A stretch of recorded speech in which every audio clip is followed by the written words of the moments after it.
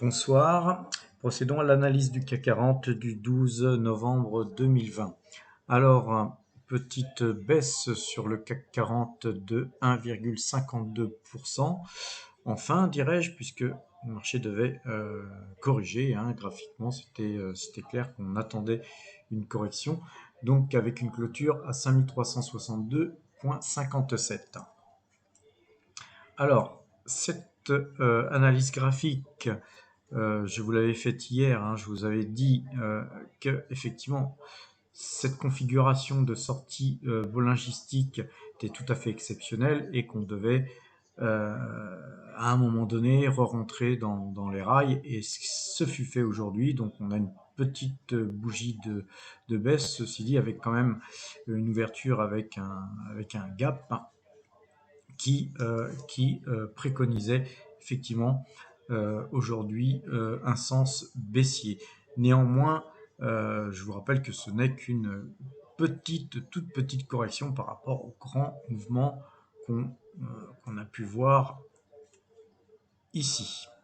Donc, personnellement, je vous ai noté les points ici, de façon à ce que vous puissiez avoir les points pour avoir le sens du marché.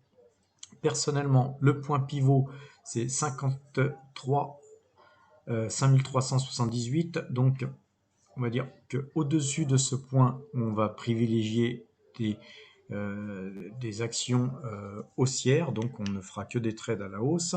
Et en dessous de ce point, effectivement, on aura tendance à plutôt ne rien faire, puisque le Directional Index mouvement, lui, reste acheteur. Vous voyez, là, il n'a pas encore croisé.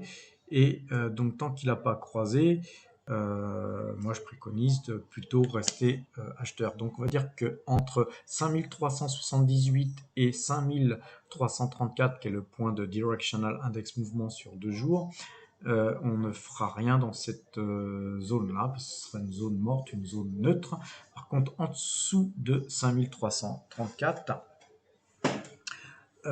eh bien, on aura tendance à plutôt passer vendeur, puisque le Directional Index Mouvement sera passé vendeur, et dans ce cas-là, nous ne ferons plus que des ventes et nous arrêterons d'acheter. Et quel est l'objectif? En fait, l'objectif demain serait très certainement le Fibonacci. Je vous ai fait tous les retracements Fibonacci par rapport à toute cette hausse, et donc le point Fibonacci, ça serait 5260. Donc certainement que si DMI passait vendeur, on irait voir très certainement 5260. Ceci dit, DMI n'est pas encore passé vendeur, donc tant qu'il n'est pas passé vendeur, on restera acheteur au-dessus du point pivot qui est 5378. Entre 5334 et 5378, on fait rien. En dessous de 5334, on vend. Voilà ma stratégie de marché pour demain. Par contre, effectivement, au-dessus de 5378, si le marché venait à avoir une petite phase haussière que vous pourrez détecter sur 5 minutes, voire 15 minutes et 30 minutes, effectivement, l'objectif serait tout simplement le haut de cette bande Bollinger, mais qui correspond aussi, si on va chercher plus loin, qui correspond à tout un petit groupe de bougies, donc le plus haut de ce groupe de bougies qui est ici, qui correspond tout à fait au même point que la bande Bollinger, donc ce qui nous permettrait de voir 5602 à mon avis au plus haut demain en cas de hausse. Voilà donc l'analyse du CAC 40 concernant les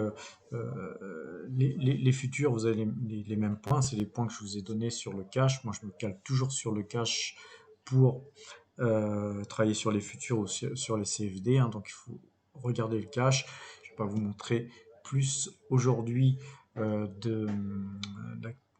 d'analyse graphique. Je pense que simplement de voir ces points-là, c'est très suffisant.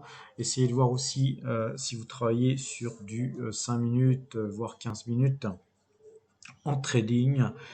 sur le CAC 40. Si vous êtes sur des CFD, essayez aussi de travailler, si possible, au-dessus du nuage Ichimoku. Donc ça, c'est aussi un élément important à mettre en œuvre dans sa stratégie. C'est effectivement tous ces points, directional index mouvement, le point pivot, et essayer de travailler au-dessus des nuages Ichimoku. Les nuages, un petit peu, c'est un peu votre météo. Donc si vous êtes au-dessus des nuages, bah, on achète. Vous êtes en dessous des nuages, eh bien on vend. C'est pas si compliqué que ça, et il suffit de se tenir à sa stratégie.